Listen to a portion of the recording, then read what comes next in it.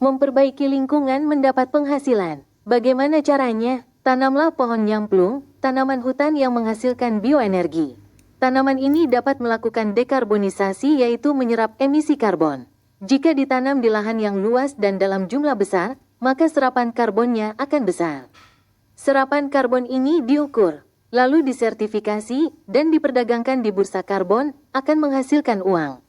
Tapi tidak ditebang dan dijaga kelestariannya. Bila ditebang, akan hilang nilai ekonominya. Maka berlomba-lombalah atau fastabikul khairat dalam menanam nyamplung, akan menjadi profit center baru. Kami segera mengirimkan bibit nyamplung sebanyak 2.000 bibit ke Pondok Pesantren Al-Hadid di Gunung Kidul, Yogyakarta, untuk ditanam di lahan pesantren yang non-produktif. Kegiatan ini adalah kegiatan aksi mitigasi perubahan iklim, melindungi bumi dari erosi dan lainnya, menghasilkan oksigen untuk bersedekah kepada seluruh makhluk termasuk manusia. Ini merupakan kegiatan kemanusiaan. Serah terima bibit dari Pet Pandu Wijaya Negara diserahkan oleh Bapak Edi Supriyanto sebagai Direktur Utama. Kepada Pondok Pesantren Al-Hadid di Gunung Kidul, Yogyakarta diterima oleh Bapak Pimpinan Pondok Pesantren Bapak Kiai Haji Yusuf Ismail. Dilanjutkan dengan penanaman pohon nyamplung di lahan milik pesantren sejumlah 2.000 bibit.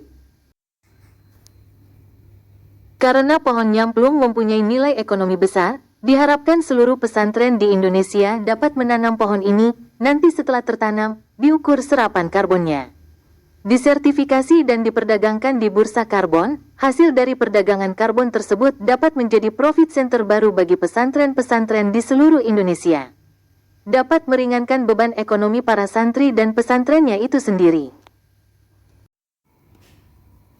Selain ditanam di pondok pesantren seluruh Indonesia, kami juga merencanakan akan menanam di lahan kritis di seluruh Indonesia seluas 14 juta hektar.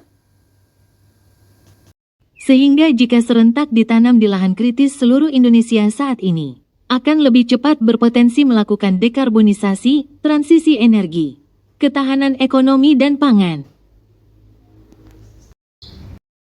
Menanam pohon nyamplung adalah sedekah jariah atau sedekah sustainable atau sedekah yang berkelanjutan tiada putus sebagai sarana yang dibutuhkan untuk kehidupan makhluk.